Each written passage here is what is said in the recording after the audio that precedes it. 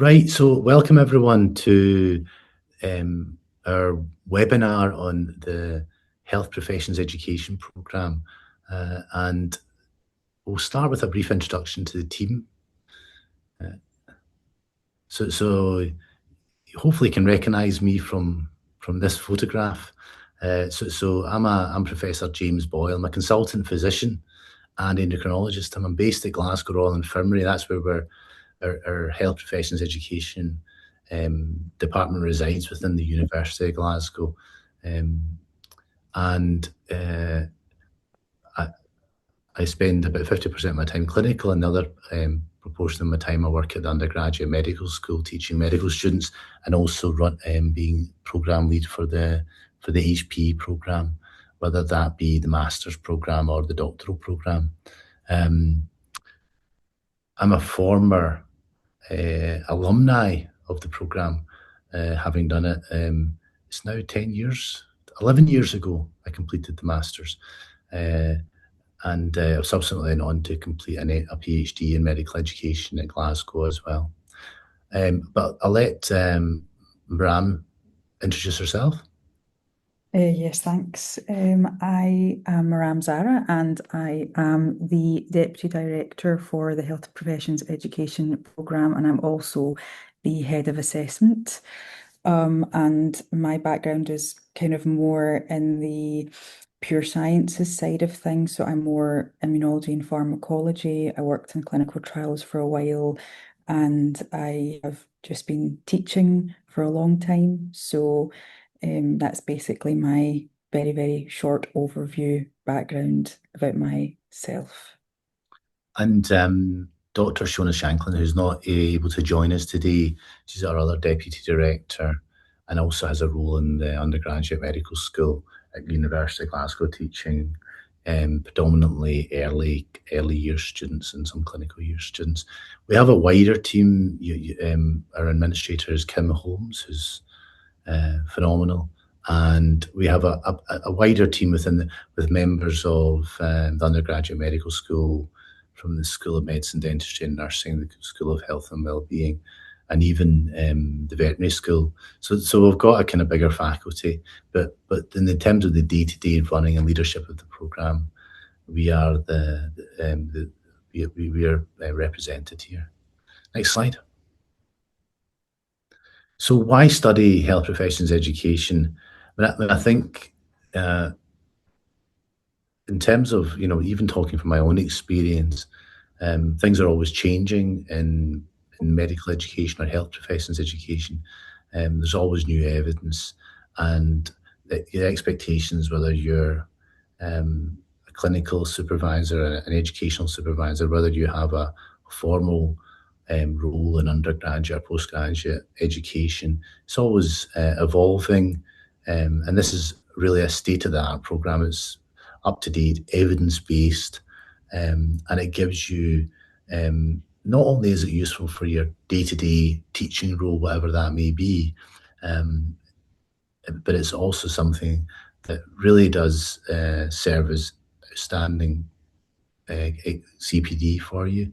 And also, in terms of your future career, whether it be undergraduate, postgraduate education roles, it does really strengthen your CV and make you much more attractive to potential employers. And certainly from my own perspective, I've had various roles in medical school before I became Director of Health Professions Education. I'm a former graduate, and it definitely opened doors for me and maximised my opportunities for taking on lots of fun and exciting roles, whether it be undergraduate or postgraduate education. And it really did make me a better teacher in the day-to-day. And whether your focus is on learning and teaching, whether it's on assessment or both, it makes a difference, I think, from day one. Okay. So the program's incredibly flexible. It is fully online and mostly asynchronous. So it can be done anywhere in the world. We have a truly international cohort of students from all the continents across the world are represented. And it's meant to be when I say flexible, it's meant to be completed by busy healthcare professionals who have a teaching role, are often working full time or part time, and are able to complete the program successfully um, uh, while they're doing the teaching role, while they're doing their clinical role. Um, the modules in themselves can be taken in any order, and I think we're unique in the sense that we have 3 entry points, so you can enter in January, April, or September, um, semester 1, 2, or 3.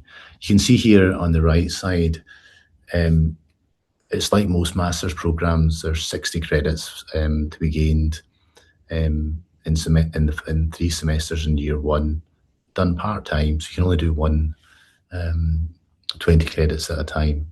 And then you follow on with another 60 credits in year 2, and then you complete your master's dissertation. We talk about the options later on for your final year.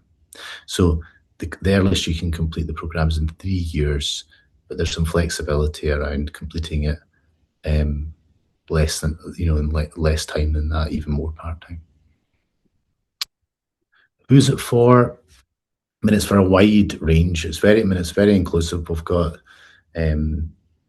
doctors, and when I say doctors, right across from all the specialties you can think of. We have foundation trainees doing the program. We've got core trainees. We've got specialty trainees. We've got consultants from a wide variety of specialties, not just physicians, dentists, radiologists. Anyone you can think of has done the program.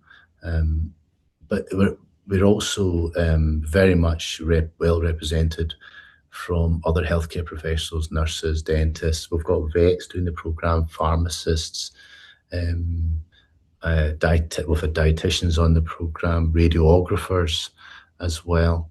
So it's very, and we also sometimes have those who have got much more of an education role solely now. They were maybe healthcare professionals, may or may not have come from a science background, and are now academics and educationalists, or were healthcare professionals in the past and are now much more leading and delivering education. So it's very inclusive as a diverse international community, and it really does enrich, I think, the delivery of the program and your lived experience of completing it.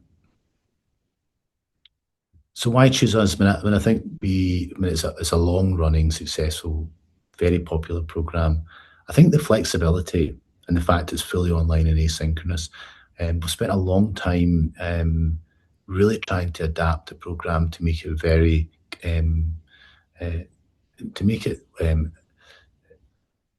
not only flexible, but to meet the needs of different students in terms of their assessment. So when you do the assessment, how you do it, and Miran will go into a bit more detail about what that looks like.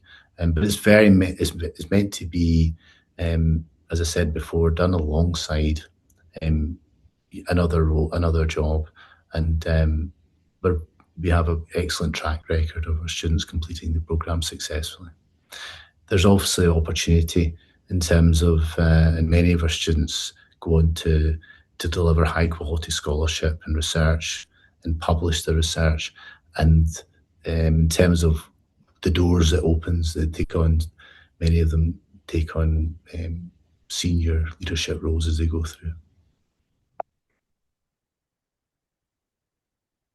This is just a brief, you can't have a health professions education presentation without intended learning outcomes, obviously.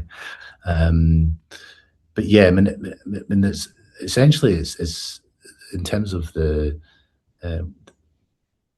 goals of the program. I think the big goal is you're going to organise your knowledge across learning and teaching assessment, bring it right up to date with the latest evidence. There's also, as Miran will outline, you're going to learn about education policy. There's a lot of learning around, should you choose to decide it, around curricula, technology enhanced learning, including a big strength of the program is the involving role of artificial intelligence in the program. And in addition to that, we're really giving you a firm foundation in research, whether that's evaluating evidence, whether that's navigating ethics or writing and publishing your work to the peer-reviewed literature. So I'll hand you over to Maram, who's going to just go through the different credits and series in sequence, just to give you an idea of what it looks like to do the programme. And perhaps, Maram, you could maybe outline a little bit about how we deliver each of the credits. Yes, so as Professor Boyle indicated at the beginning, we have a progression where it goes from the postgraduate certificate, then the diploma, and then the dissertation. So I'm going to explain to you some of those things in a little bit more depth. So the postgraduate certificate, as already mentioned, it's 60 credits and it is level 11. That is the Scottish qualification framework, is that abbreviation there. It's fully online and it takes about 12 months to do part-time, and it includes three 20 credit modules: learning in health professions, teaching in health professions, and assessment in health professions. I will go into each of those modules in the future slides, and upon completion of these three modules, again, you can do them in any order. It doesn't have to be within a specific structure, so you could start with assessment first, then teaching, then learning. It's really up to you. But you can graduate after completing those three modules with a certificate, or you can then progress to the diploma year. So learning in health professions, again, we discussed that obviously in health professions, we need to explain the kind of ILOs, or the intended learning outcomes, for our modules. So for learning in health professions, I won't read it verbatim, but it's mainly about the theories of learning, the theories of learning and design, delivery of teaching and assessment in health professions, enhancing your learning, reflecting on your own learning, and also enhancing your students' learning as well. Now, the assessment for learning in health professions is you have 50% an essay that is about 1,200 to 1,500 words, and then 50% a 500-word micro-reflection. And you'll see the micro-reflection throughout, and you'll also see the brackets alternate formats. So the micro-reflection itself is just a short reflection on your own practice and your experiences in health professions. So in this module, it's learning in health professions. So your micro-reflection would be on your own learning, and it would include the reflections that you experience in your own practice. And it would be, as I said, 500 words. Now, the alternate formats, what that means is that you can actually submit the micro-reflection in different formats, and you have a choice of what format that is. So you pick one format, and the three options are: you can either submit it as 500 words, as a straight kind of very, very small essay, or you can submit it as a podcast that's around 5 minutes, and we would ask you to submit a 500-word kind of transcript in relation to that podcast, or you can do a kind of video presentation, a short form video presentation that again is 5 minutes long, and you would then have the addition of a Word document that would have your references and things like that, and that would apply to all three formats, as you would have your references in there as well. The reason why we created the micro-reflection and we created the alternate formats was we had a student consultation with our existing students and students who had recently finished the programme. And we asked them their views on whether they would like to have the option of different formats to submit in their courses, and it was quite positively received. It was very positively received. So we are introducing this following that consultation. So to move on to the next module, so teaching in health professions, again, the aims are to help you to understand various methods of teaching, how you can apply knowledge and skills related to a health professions context. You can critique the efficacy of teaching models, incorporate novel teaching models in your own professional practice, and again, to reflect on your teaching practice. The assessment for teaching in health professions is you have a presentation for 10 minutes long, and that's 50% of your mark. And again, the micro reflection is there as your 500 words. You will see that the micro reflection is there throughout the modules for both the diploma and for the certificate. So assessment in health professions, the aims are to understand various strategies and methods of assessment, again, application of knowledge and skills related to health professions, procedures for standard setting, and understanding governance issues within assessment, such as grading, marking criteria, external examiners. The assessment for this is slightly different. This is actually group work. So for the first two modules in the certificate, you do them individually. The essay you do individually, and the presentation you do individually. In the assessment for assessment in health professions, you do group work, usually within 4 or 5 people will be in the group. It's still all done online. And it's a wiki that you create. It's around 1,200 to 1,600 words. When I say a wiki, it's you create a kind of little working document that is online that you assess a specific type of assessment. And you can also include any audio or visual components as well. So that can be a video, you can do a small presentation, things like that, that can also be included. And again, you've got your 500 words micro reflection. I should have said in relation to teaching in health professions, and the same with assessment in health professions, the micro reflection is linked to both your own practice and the module in question. So it would be a micro reflection on your practice and assessment for assessment in health professions, and a micro reflection on your teaching and practice and in your own practice as well. So once you have completed the certificate, you can then move on to the diploma. And again, that is 60 credits at level 11 for the Scottish Qualifications Framework. Again, fully online, 12 months part-time.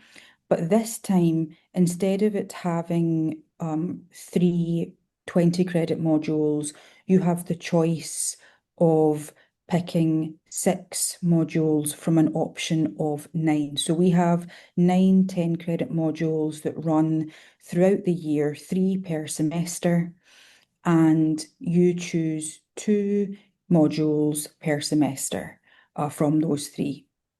And again, you can only enrol once you've completed the certificate, but once you've completed the diploma, you can either graduate with a diploma or you can continue on to complete a master's.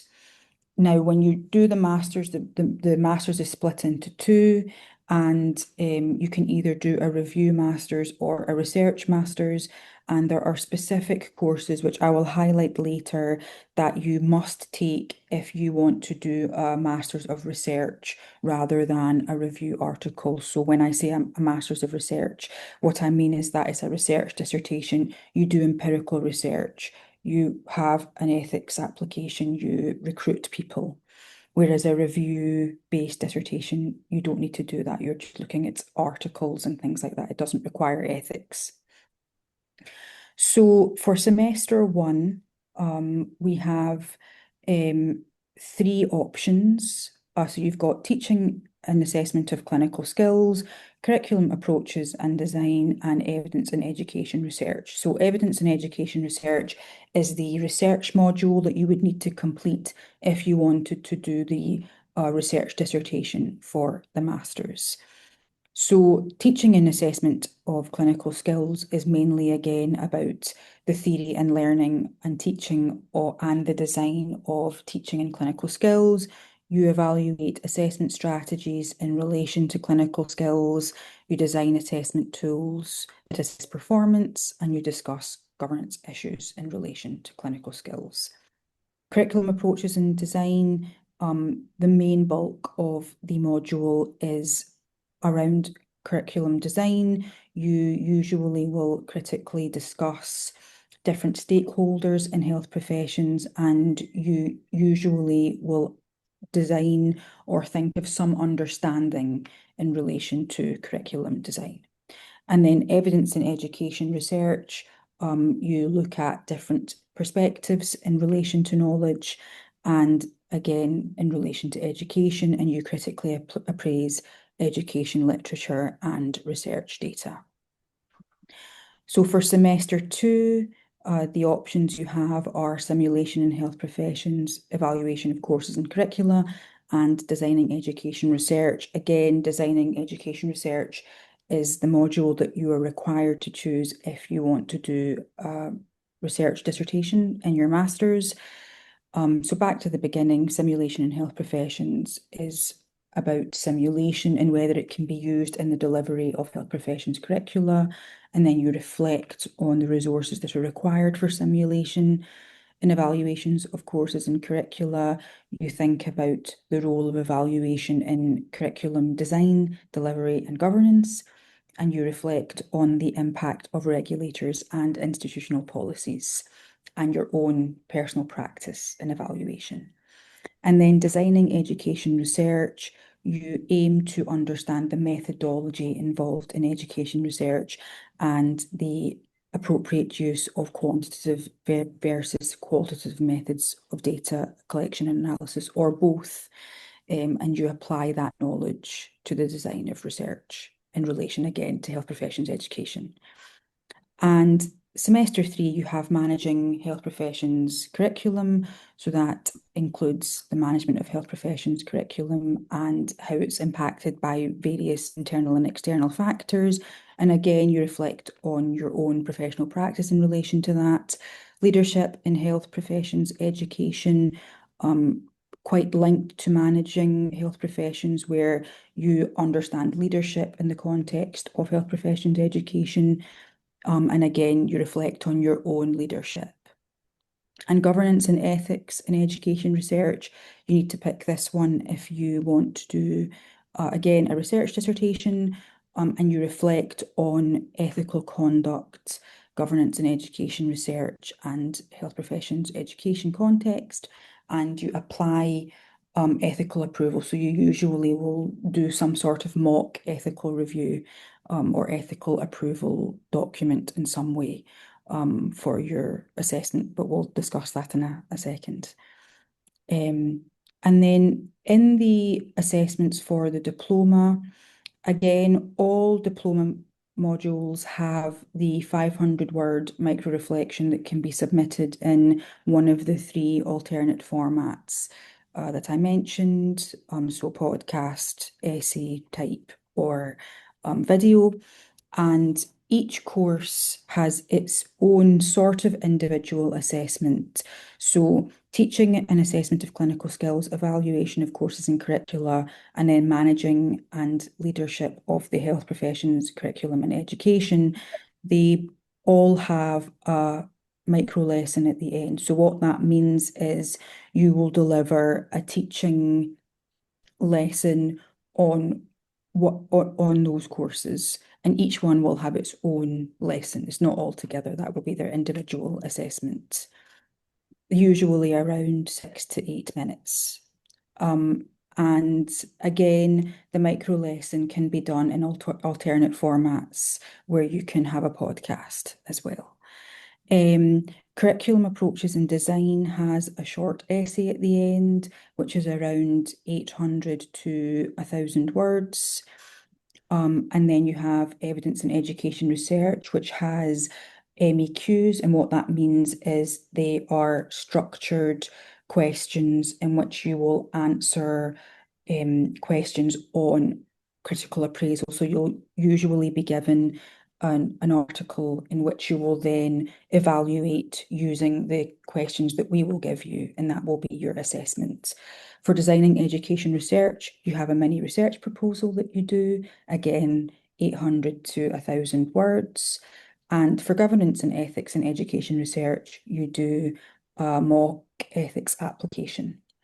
And simulation in health professions, you do a end of course presentation, and that's only in video. You don't have the option of alternate formats for that one. I mean, you still could do a podcast, but it wouldn't be written work in that case.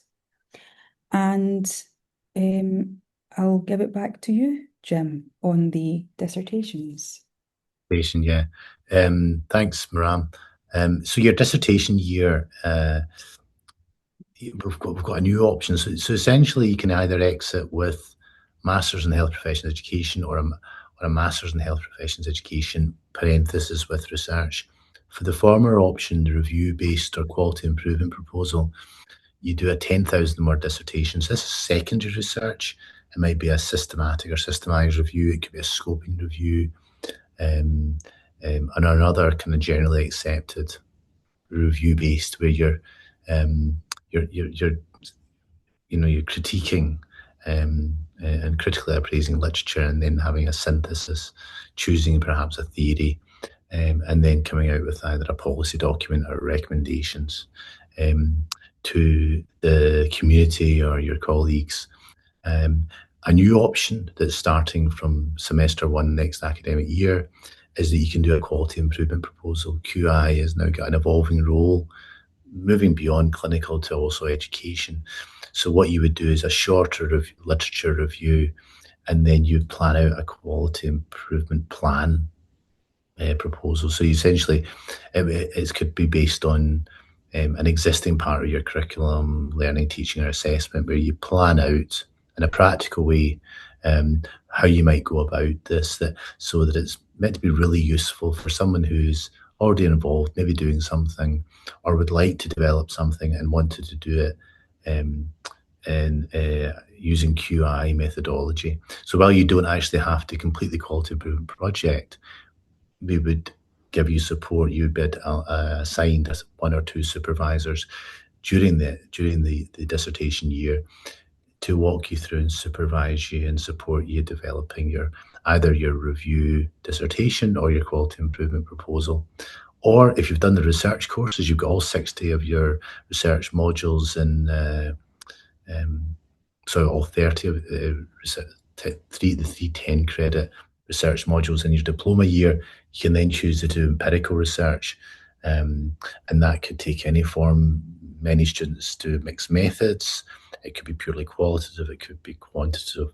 And again, you'd be assigned 1 or 2 supervisors to support you through developing your problem gap hook, your research aim, your research question or questions, what theory you're selecting, how you're selecting your methodology, how to navigate the ethics process, how to collect your data and analyze your data, and then discuss it, both its strengths and limitations. And the hope would be that may lead to either a presentation at a local, national or international meeting, or even better, we have students that publish in the peer-reviewed literature as well, which is really, it would be a phenomenal output. But you're assessed essentially on your 10,000 word dissertation, always plus or minus 10%. So that's a new option. So you've essentially got 3 options with 2 exits that you can navigate. And one of the things just to outline, and I hope you can see, there's a wide range of different types of assessment.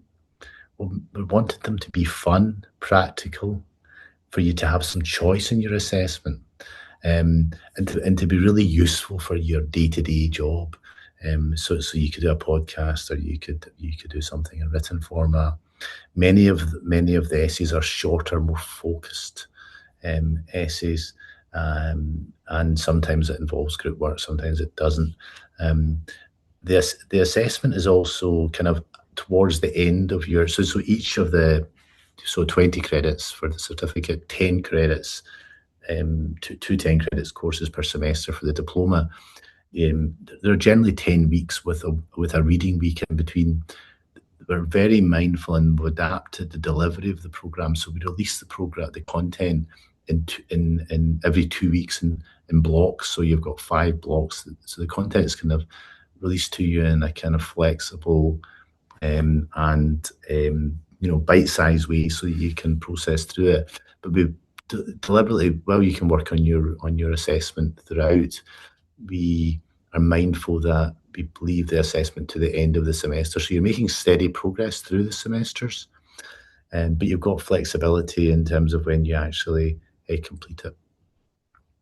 In terms of the online environment, we've got a platform called Moodle that we use in Glasgow, and there will be discussion boards. There'll be a reflective point forum for which, when you can interact with your peers.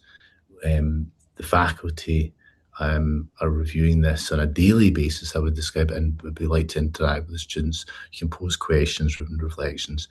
We can give you feedback on your posts, and when you're posting on the forum, we can give you feedback such that may inform your final reflection in a formative towards summative way. There's lots of different resources, whether it's transcripts, video or audio of all the content, which is generally delivered in an interactive storyline. We use different platforms, Rise and Articulate Storyline, so it's kind of an interactive audio-visual presentation. And there's links to electronic books. There's a huge, the University of Glasgow's library is phenomenal, wide-ranging. So lots of electronic books and journal articles. And if it's not there and you'd like to get access to something, it's something, then just get in touch and we can make that available to you. And again, it's very accessible across a lot of different devices. Again, we kind of touched upon this, the career opportunities. I think completing the PGC, PGD and Masters puts you, you're in rarefied air. You're really going to stand out amongst your peers, be much more competitive for these exciting educational roles in the future, whether you're depending on what part of your training it might be. For you're a consultant, you're looking for a portfolio career. It may well be that you've already got a designated role and you just want to do something that's going to have an impact on your day-to-day role, make a difference to your students, make you a better healthcare professional educator, develop your role as a health professions education researcher, and make it better at your day-to-day job in an evidence-based way, so you can feel confident about either the changes you're making in the curriculum or evaluating how well your curriculum is running. In terms of your suitability for the programme, and really, if you've got an interest, you don't have to have a formal role in health professional education. Again, if you've got an interest in if you're a healthcare professional with an interest in health professional education, that's sufficient, and it may well be that your role develops over your participation in the programme, but it will really make you stand out. Again, we've had incredibly positive feedback. These are a couple of little excerpts from our various students, and I think we keep the programme is very up to date, and the content of the programme is heavily praised by the students, and I think they like the interaction that they have with other students across the globe in a very multi-professional way, which really does enrich the discourse and the conversations that go on in the programme. So it's incredibly positive feedback, as you might imagine. So these are some frequently asked questions. A couple of things we can maybe highlight before we come to your questions. the course content I've already kind of intimated. It's released. So if you think about a semester being about 10 weeks with a week in the middle, so five weeks reading week, and there are 5 weeks. It's essentially released over blocks of every 2 weeks. Um, do you want to chat about how flexible the program is, Maram? Yeah, sure. So we try to make the program as flexible as we can. So you can interact with the content when you are able to, because it's fully synchronous. And most of our students, if not all, are working full time doing other things. So you can interact with the interactive learning or the online learning environment as much as you would like. I mean, obviously, you do have your final assessment at the end, and that is maybe the least flexible element, but everything else you can work on your own time, you can work through the content in your own time, and you do have the ability to look at the forums. There are discussion forums that you can work throughout the courses, and they can also be done in your own time as well. And they are usually linked to the micro reflection at the end. So it will help you to, finalize your 500 words for every module. Yeah, I mean, there is even flexibility not only in your entry to the program, but also in the pace at which you go through the program. So you can take one, if you wanted to take a break, like a pause, say you had a life event, your health got in the way or the personal circumstances changed. We have students who have taken professional exams or getting married or maybe their health or one of their family's health has changed, and they could take a pause in the program or take 10 credits rather than 20 credits in the diploma year. And there are certain limitations over your time or period of study, but it is actually very flexible. So you've got 4 years to complete your PJD, and you've got 6 years to complete your masters in total, which many of our students, I wouldn't say many, but some of our students do take advantage of. And it helps them be successful in the program. In terms of accreditation, the program has been mapped to the Professional Standards Framework, the globally recognised framework for benchmarking used by the Higher Education Academy, or Advanced HE. So University of Glasgow has its own version of Advanced HE called RET, or Recognising Excellence in Training, and teaching. So by completing the PJC, you will become a RET fellow, or a Recognising Excellence in Teaching fellow, and which is a kind of prima facie for applying then thereafter to Advanced HE, which we'd be very happy to write supportive letters to you if you decided to go ahead and you wanted not only fellowship of Glasgow's RET, but also wanted to go for Advanced HE fellowship as well, to say that we've mapped the program and it meets all the requirements. In addition to that, we're in the process of getting applying for accreditation to the Academy of Medical Educators, which should be in place for next academic year. So these are things that should you wish or desire to build your CV to again make you more attractive to potential employers or to your own employer, as evidence of your continual professional development, are quite attractive. See, any other questions? Yeah, I mean, if you completed the Masters, just talking my own experience, if you complete the Masters, I went on to complete the PhD. When we have a dedicated PhD or MD actually in health professions education, 2 or 3 years full time, or 4 to 5 years part time, which we lead here, and both Maram and I think that would be, this program is an excellent foundation for particularly if you complete the master's dissertation moving on to complete doctoral studies should you desire. And I said, I think we've covered most of the other questions. The teaching experience is just an interest in teaching. A healthcare professional with an interest in teaching. As I said before, we've got foundation trainees on the programme who are really just starting out as they're in their role as an educator, and really enjoying the programme. We also have clinical teaching fellows, which are residents who have taken dedicated time out here in the UK to from their training to focus on particularly undergraduate medical education, teaching our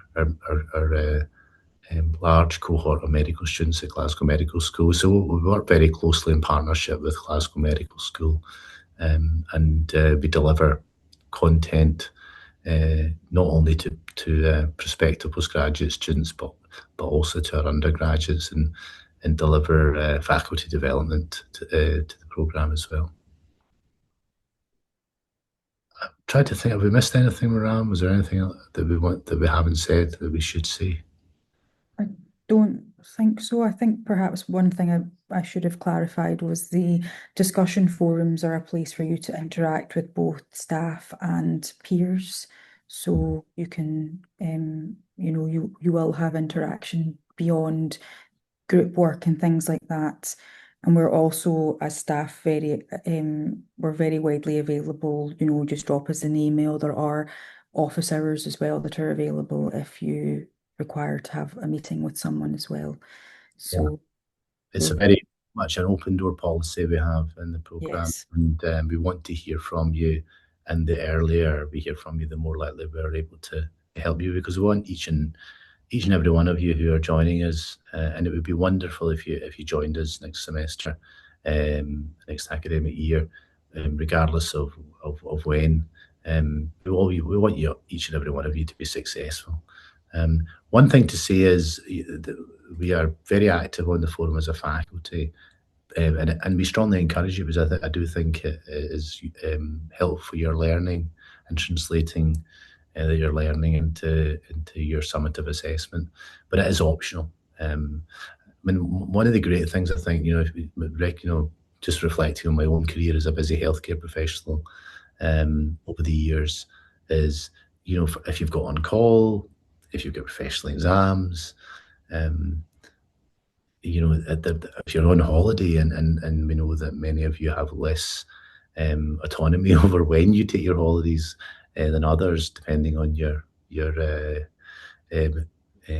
you're working for, is that the flexibility in the programme means that you're really able to take a pause from the programme and consume the content when you want to, so that you wouldn't need to have your holiday, do your own call safely, and then come back to the programme when you're ready a couple of weeks later.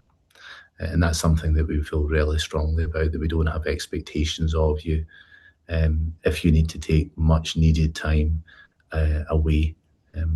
And while there's an assessment at the end of each semester, that allows you to continue to gather your credits and successfully, such that all of your assessment for all 3 semesters is not put at the end of in the summer when the year 1 or year 2 is completing. So you're making steady, continuous progress, but it's in such a way that it's at the end of each 10-week block, if that makes, of teaching. So I don't know if you have any questions for us, Han or Shodo. Anything we've not covered or ask? Yep. Actually, inside my brain, I have so many questions. Maybe, if you don't mind, can I send it to you by email? Of course. Yeah. Because I can see your name on the website, so I just wanna send you some questions. Yeah. Absolutely. So james.boyle@glasgow.ac.uk, it should be there. Yeah. Just send him an email, and we can jump on Zoom. I mean, I often meet with prospective students or even students that have applied, and we can have a short Zoom call or a phone call, and we can have a chat. Okay. Thank you very much. On or offline, depending on the way you think about it. And absolutely delighted to chat to you about the programme. It would be great for you to join us. We would love for you to join us. Although we do actually have several students from Australia, Oh, in Sydney and in Melbourne. okay. In my case, I come from South Korea, but I work at physio clinic at the moment in Australia, and then I graduate from University of Sydney. So in that Fantastic. case, do I need to take English test again, or can I get any exemption for the language test? If it depends on the admissions will let you know, but there is a simple language test. But if you reach out to us with a bit more about your background, your CV, where you've worked, particularly, I mean, if you've been working in the clinical world, if you've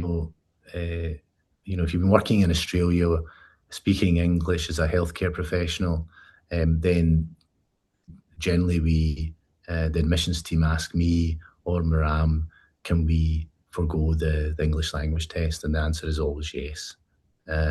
So we personalize we kind of personalize the requirements. In terms of what you need, it's just really a CV and to source a couple of references for the program. And it's only really if you don't have experience of practicing medicine in English that the university or the admissions team would ask you to do the simple language test. We just want to make sure that you're going to be, you're going to be successful. It doesn't sound likely. How long have you been working in Sydney for? I actually graduated from the uni almost 20 years ago, and then I work here for 17 years. And what's your healthcare professional role? Physiotherapy. Physio. You're a physio. Yeah, physio. Yeah. So I work at the private practice for 17 years in musculoskeletal. Excellent. Area, we've got physios on the program, occupational therapists, we've got dietitians, but as I said, pharmacists, anyone you can think of as part of the healthcare professional team.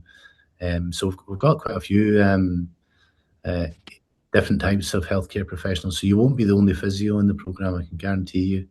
But yeah, if you've done a 4-year degree at University of Sydney, you'll have. I don't think you will not need a language test.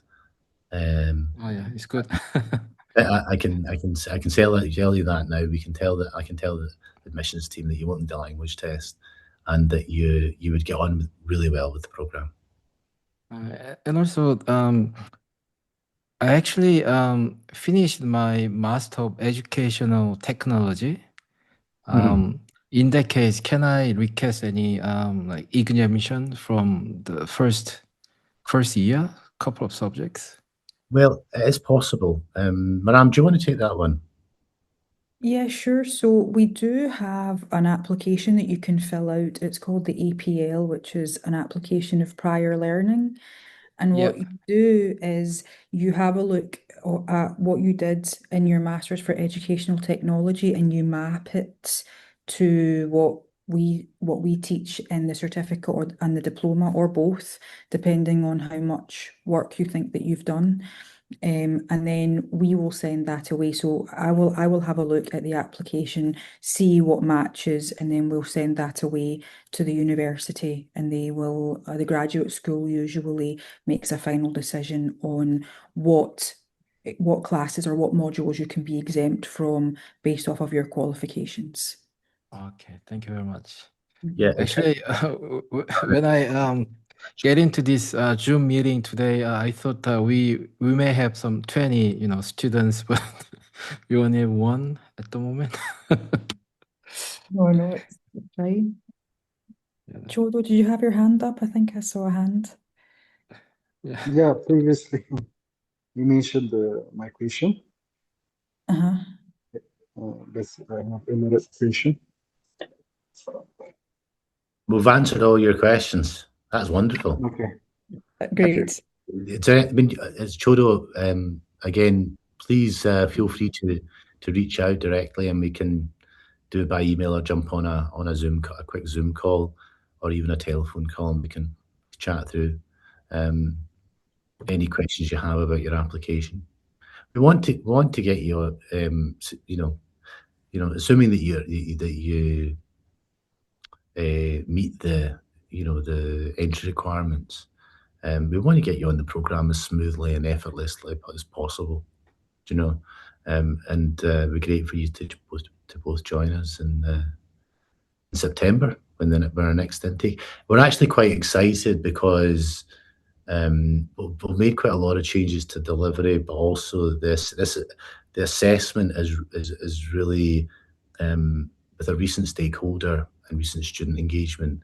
The assessment has changed, I think, for the better, and we're really keen to roll it out, and you would be the first beneficiaries of the new assessment model. Okay.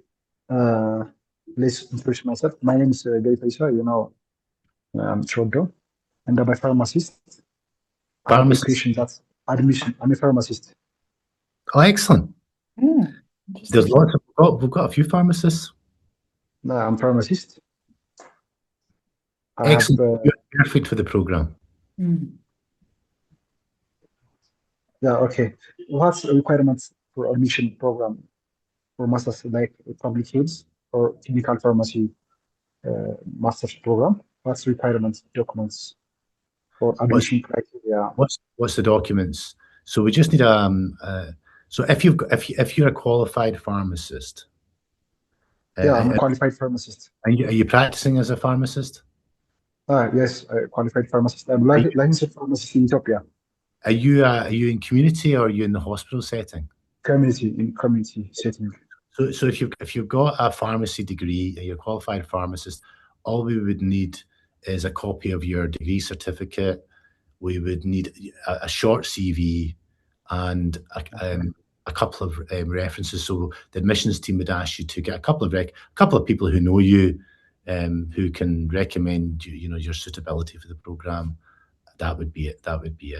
We'd take you onto the program. If you're a practicing pharmacist, be perfect. Do you have an education role at the moment, or are you just interested in education?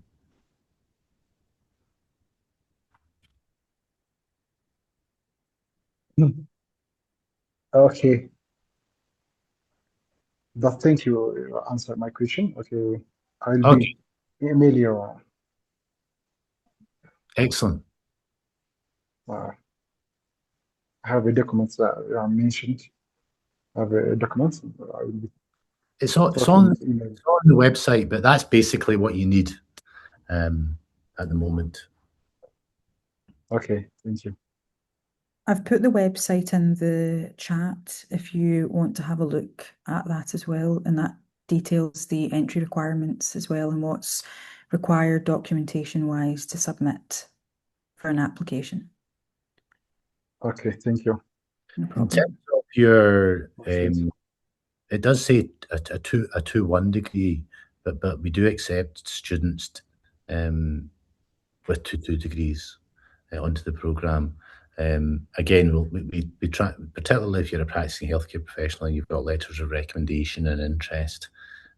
So each student is prospective student's application is looked at on a case-by-case basis. If that makes sense.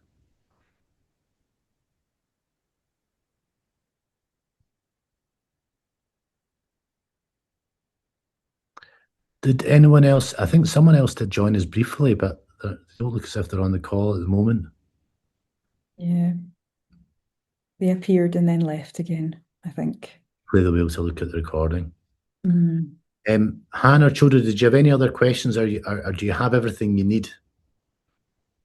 Everything is good. Yeah, thank you for your help today. Yeah, I'll send you email if I have any question. Yeah, you can send us an email, or we can jump on a Zoom. Yeah. Hopefully you'll join us in September. It'd be great to see you. Yeah. Thank you. Good. Well, thanks for joining us, and we hope this has been informative, and has you thought this is really this fits the bill for what I need to develop myself as an educator over the coming years. We'll let you go. Thanks for joining us. Thank you. Bye-bye. Bye. All right. Okay.